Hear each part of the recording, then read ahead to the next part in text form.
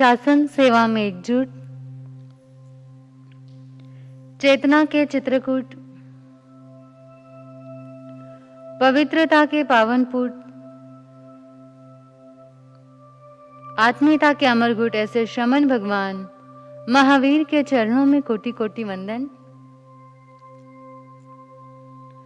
तप के तपोवन, उपासना के उपवन, चारित्र के चंपकवन ऐसे परम पूज्य गुरुदेव एवं गुरुवरिया के चरणों में त्रिकाल वंदन। धर्म प्रेमी बंधु, माता एवं बहनों, भगवान महावीर ने भव्य जीवों को प्रतिबोधित करते हुए बड़ा ही सुंदर सूत्र दिया है। अपामेव नंदन वनम, यानी हमारी आत्मा के भीतर ही नंदन वन है। लेकिन आज का मनुष्य उसे पाने की चाह में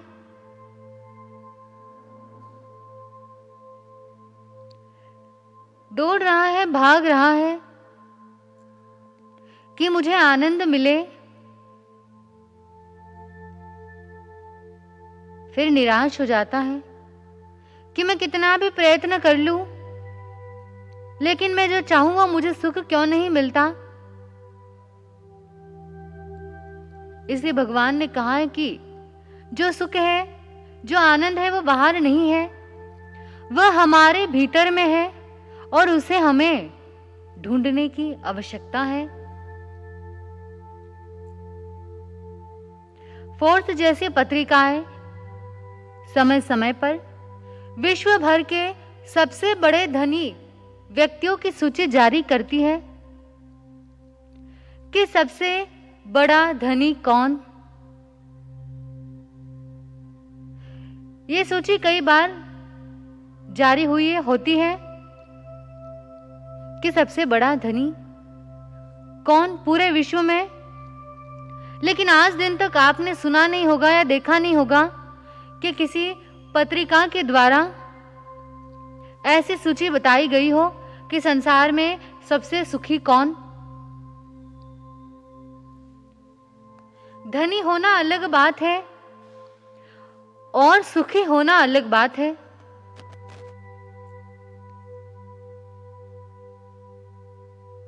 आपसे कोई कह दे कि ये व्यक्ति बड़ा सुखी है, किसी भी व्यक्ति के बारे में आपसे कह दिया कि ये व्यक्ति बहुत सुखी है, तो आपके मन में क्या छवि उभरती है, क्या ख्याल आता है? मतलब वो सुखी है, इसका मतलब उसके पास क्या है? हमारे मन में क्या कल्पना आती है? जैसे कोई सुख की बात आती है कि भाई ये व्यक्ति बड़ा सुखी है, तो तुरंत हम कल्पना कर लेते हैं कि सुखी है, इसका मतलब इसके पास बहुत सारा पैसा होगा, इसका रुतबा अच्छा होगा, पहचान होगी, इसके पास दौलत होगी, शोहरत होगी, और ये है, इसका मतलब वो सुखी है। और यदि वो उसके पास नहीं है तो हमारी नजर में वो दुखी है। किसी के पास दौलत है तो हमने मान लिया वो सुखी है, और हम उसे अपने से ज्यादा सुखी मान लेते हैं और फिर उस जैसा बनने में अपने जीवन का पूरा समय लगा देते हैं। जीवन भर भागते रहते हैं, दौड़ते रहते हैं, और फिर उसी के जैसे बनने में जीवन दुखी हो जाता है। हमारे हृदय में हमने एक सुख की धारणा बना ली, जिसके पास जितना अधिक धन होगा वो उतना अधिक सुखी होगा। लेकिन किसी ने ये नहीं कहा है कि भाई जिसके पास धन हो वही सुखी होगा।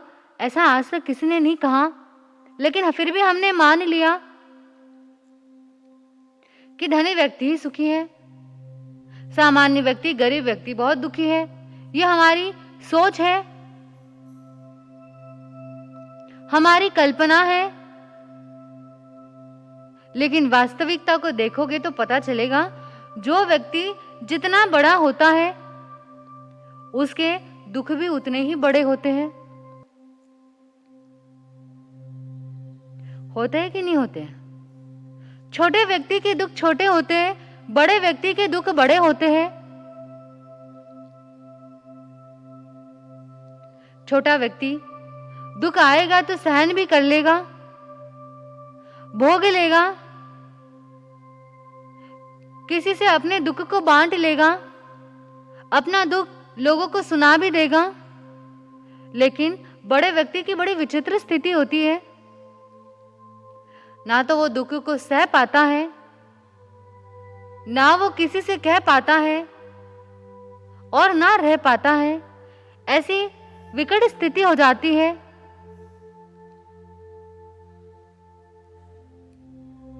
तो हमें सच्चाई को जानना है। सवाल है सुखी कौन? अगर आपसे कोई पूछे कि भैया आपके यहाँ सबसे धार्मिक व्यक्ति कौन है, सबसे बड़ा धर्मी कौन है, आप लेकर के आ जाओगे किसी को कि महाराज जी इसे देखो, ये बहुत बड़ा धार्मिक व्यक्ति है,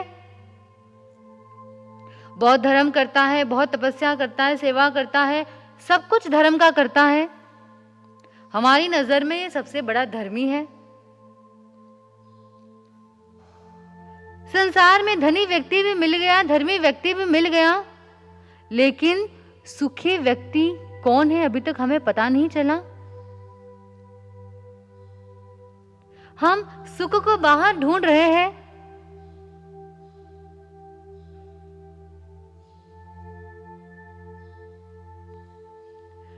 क्यों? कितना हमने प्रयास किया, यहां भागे वहां भागे, कभी लगा इसमें सुख होगा, कभी लगा उसमें होगा, फिर बाद में पता चलता है कि जिसे हम सुख मान रहे थे वास्तव में वो सुख है ही नहीं, वो तो केवल हमारी मन की एक कल्पना थी। व्यक्ति धन दौलत में, पद प्रतिष्ठा में, भोग विलास में सुख मानता है, और जिसके पास ये सब कुछ हो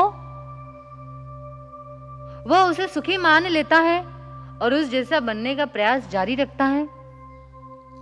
तो हमें सोचना है कि सुख बाहर की चीजों में नहीं है, हमारे भीतर में सुख है। और जब हमें अपने भीतर के सुख का ज्ञान होगा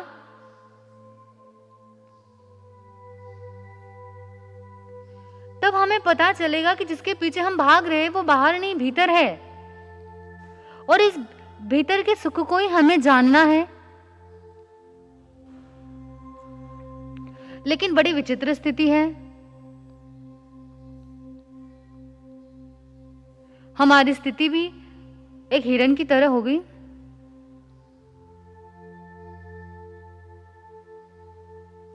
जंगल जंगल ढूंढ रहा मृग अपनी कस्तूरी को, कितना मुश्किल है तय करना खुद से खुद की दूरी को, कि हम अज्ञानतावश उस हिरण की तरह भाग रहे, दौड़ रहे हैं, लेकिन हमें नहीं पता कि वास्तव में हिरण को पता नहीं होता है कि जो कस्तूरी है वो उसके ही शरीर में है, नाभि में है, लेकिन वो अनजान है। लेकिन हम जानते हैं सुख भीतर है, लेकिन फिर भी ढूंढ रहे हैं।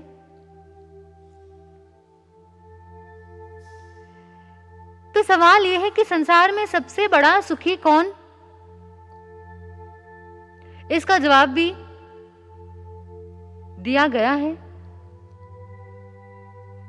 जवाब यह है कि संतोषी, सदा सुखी, जिसके हृदय में संतोष है वो हमेशा सुखी रहेगा, और जिसके हृदय में असंतोष है उस व्यक्ति को चाहे संसार का सारा साम्राज्य भी दे दो, सारा धन दे दो, सब कुछ दे दो, फिर भी वो दुखी ही मिलेगा। क्यों? क्योंकि उसके मन में संतोष ही नहीं है। तो हमें जीवन में संतोष धारण करना है, तभी तो हम सुखी हो पाएंगे। हर बात में संतोष,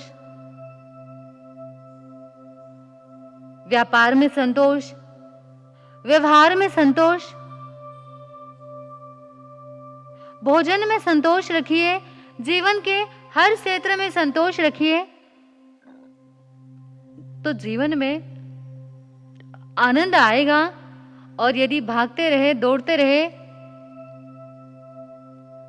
तो फिर क्या होगा? हम जीवन का आनंद नहीं ले पाएंगे।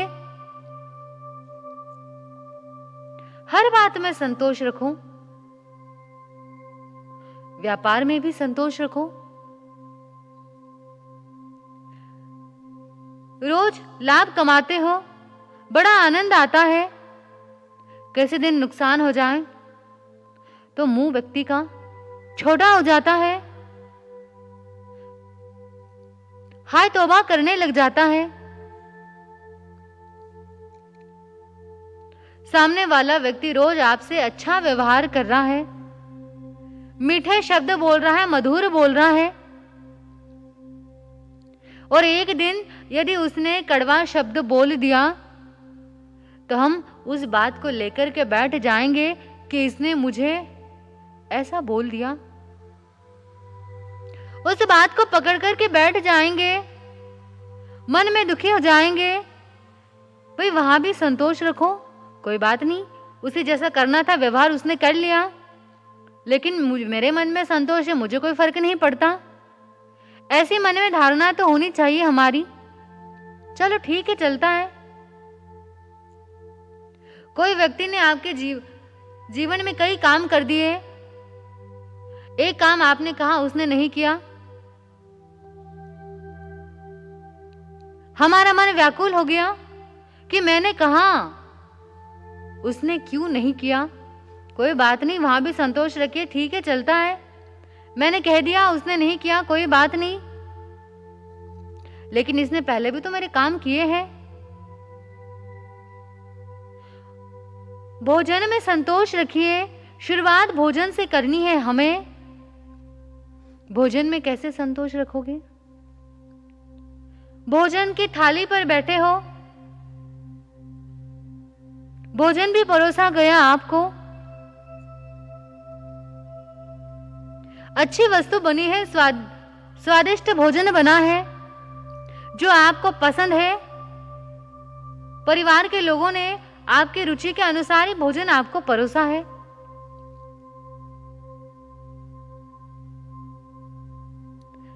लेकिन वहां बैठने के बाद भी हृदय में असंतोष आ जाता है। अरे मैंने तो सोचा था आज ये बनेगा, लेकिन तुमने तो ये बना दिया। ये हमारी स्थिति हो जाती है कि जो सामने है वो हमें रुचिकर नहीं लगता और हमारे मन में कोई और विकल्प आ जाता है कि ये नहीं बनाते तो वो बनाते तो अच्छा रहता। ये हमारी स्थिति है। यदि हम दूसरे विकल्पों में उलझे रहेंगे तो जो सामने है उसका आनंद हमें नहीं मिलेगा। तो वहां भी संतोष रखो, ठीक है, कोई बात नहीं, जो बनाया सो बनाया, मुझे पेट भरने से मतलब है,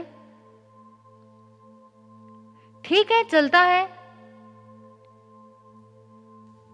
वहां भी संतोष रख लिया तो भोजन का आनंद आएगा। जो संतोषी व्यक्ति होगा उसके सामने आप चाहे जो भोजन रख दो वो खा लेगा, क्योंकि उसे पता है मुझे मेरा पेट भरना है, चाहे ये खाओ या वो खाओ, क्या फर्क पड़ता है। और जिसके हृदय में असंतोष होगा वो अच्छे से अच्छे पकवान में भी कमियां निकाल देगा, अच्छे अच्छे भोजन को भी वो रुचि से नहीं खाएगा, क्योंकि उसके मन में कुछ और कल्पनाएं चलती रहती है। ये नहीं होता, वो होता तो अच्छा रहता, वैसा होता तो अच्छा रहता। एक बात याद रखना, जिस व्यक्ति के भोजन में असंतोष है, जो व्यक्ति भोजन की थाल पे बैठ के असंतोष व्यक्त करता है, मान लेना कि उसके पूरे जीवन में असंतोष है।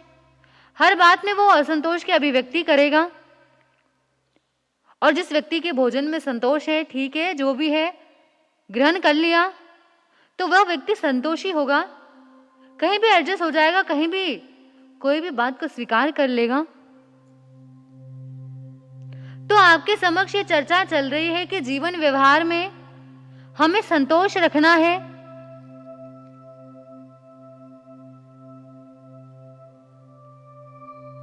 तो ये कितनी बार आपने सुना है कि जीवन में संतोष रखो, सुखी बन जाओगे, जीवन का आनंद आ जाएगा।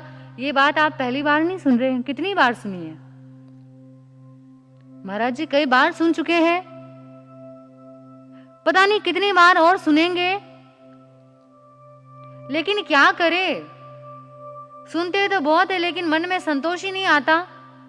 जीवन के हर क्षेत्र में बस असंतोषी बने रहते हैं। क्यों? क्योंकि हम अपने आप को नहीं देखते, हम दूसरों को देखते हैं कि वो बड़ा धनवान है, वो बड़ा सुखी है, बस मुझे भी उसके जैसा ही बनना है। बस लग जाते हैं इसी दौड़ में, फिर बस दौड़ते दौड़ते जिंदगी समाप्त हो जाती है। फिर लगता है कि अरे जिसके लिए दौड़े वो तो हमें मिला ही नहीं। दूसरों को देखकर जियोगे तो जीवन में असंतोष आएगा, और यदि स्वयं को देखोगे तो जीवन में संतोष आएगा। रास्ते पे चल रहे हो, किसी के सुंदर जूते दिखाई दिए,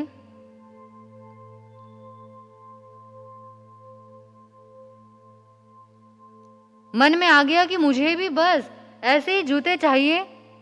खुद के जूते फिर फीके लगने लग जाएंगे, क्योंकि दूसरों का सुख हमें अधिक लगता है। लेकिन ज्ञानी कहते हैं कि उस समय जब तुम किसी के अच्छे जूते देखो तो उस समय उसके जूतों की ओर नजर मत डालो, अपने पैरों की तरफ नजर देखो, पैरों की ओर देखो। अपने आप को सौभाग्यशाली मानो कि हे भगवान मेरे पास पैर तो है, जूते नहीं है तो क्या बात, मेरे पास पैर है, कितना सौभाग्यशाली हूं। संसार में ऐसे कई लोग हैं जिनके पास पैर नहीं है, लेकिन मेरे पास पैर है। तो जो है उसको यदि हम देखेंगे तो हमें सुख की प्राप्ति होगी, यदि नहीं देखेंगे तो हमेशा ही दुखी रहेंगे, रोते रहेंगे। फिर यही जीवन है हमारा। अपनी संपत्ति ज्यादा दिखाई देती है या पड़ोसी की संपत्ति ज्यादा दिखाई देती है? पड़ोसी की संपत्ति हमें अधिक दिखाई देती है। अपना घर आपने कितना भी अच्छा बनाया, लेकिन आपके पड़ोस में अगर किसी ने अच्छा सा बंगला बना दिया तो आपकी नजर हमेशा उस बंगले पर टिकी रहेगी कि अरे वाह क्या बंगला बनाया है। और जब दूसरों के बंगले की तरफ देखोगे तो फिर अपना बंगला ठीक लगेगा क्या? फिर ऐसा लगे, फिर फीका लगने लग जाएगा, जीवन का आनंद नहीं आएगा। कहां भी है कि व्यक्ति को दूसरों की थाली में घी ज्यादा दिखाई देता है, दूसरों के सुख उसे ज्यादा दिखाई देते हैं, अपने सुख की ओर उसका ध्यान नहीं है। जब भी व्यक्ति अभाव की ओर देखता है तो उसके हृदय में असंतोष का जन्म होता है। जो मेरे पास है उसे देखने के लिए व्यक्ति तैयार नहीं, लेकिन जो दूसरों के पास है उसे देखना है, उसे पाना है, और उसी में तो सारा जीवन हम दुखी बने रहते हैं, हैरान बने रहते हैं, परेशान बने रहते हैं। इसलिए तो कहा है कि जो असंतोष है वह दुख का कारण है। हमारे में कितना असंतोष है, हर बात में असंतोष है। अपने परिवार में, अपने परिजन में, अपने संबंध में, अपने रिलेशन में हमारे हृदय में संतोष है क्या?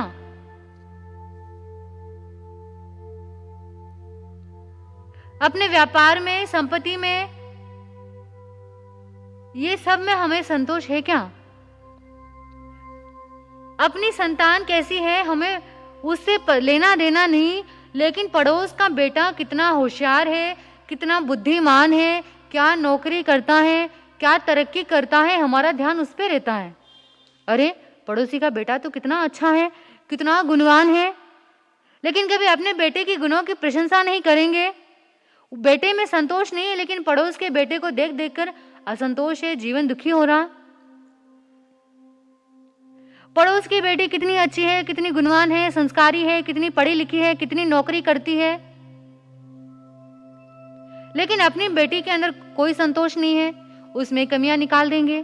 पड़ोसी की बहू कितनी अच्छी है, कितनी सेवा भावी है, कितनी संस्कारी है,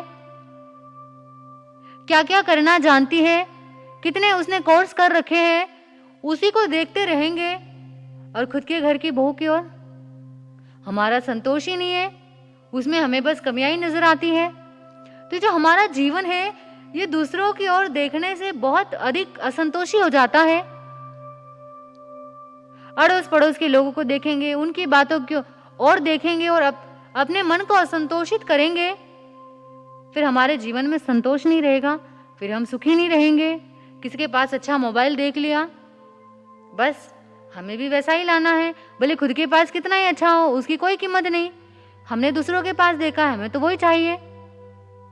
किसी के पास गाड़ी देख ली तो अपनी गाड़ी फीकी लगने लग जाती है, नहीं हमें तो वही गाड़ी लेनी है, भले कितनी महंगी हो। क्योंकि आज व्यक्ति आर्टिफिशियल लाइफ जी रहा है, जैसा नहीं है वैसा दिखाने की कोशिश कर रहा है। कितना भी सामान्य व्यक्ति हो, वो अपने आप को करोड़पति से कम बताना नहीं चाहता। ये हमारे जीवन की सच्चाई है कि हम है कुछ, दिखाना कुछ और चाह रहे हैं। इससे क्या होता है, फिर हृदय में असंतोष, दुख, आकुलता, व्याकुलता फिर ये बढ़ती जाएगी और हम अपने जीवन के आनंद से, सुख से बहुत दूर चले जाएंगे। तो हमें असंतोष से बाहर आना है, संतोष में अपने जीवन को व्यतीत करना है। हर बात में संतोष करो, हर जीवन के हर क्षेत्र में, हर प्रसंग पर संतोष करोगे तभी तो जीवन का आनंद आएगा और हम जीवन के आनंद को ले पाएंगे। इतना ही बोलकर बोले भगवान महावीर स्वामी की जय। बोले परम पूज्य गुरुदेव जैन दिवाकर चौथमल जी महाराज साहब की जय।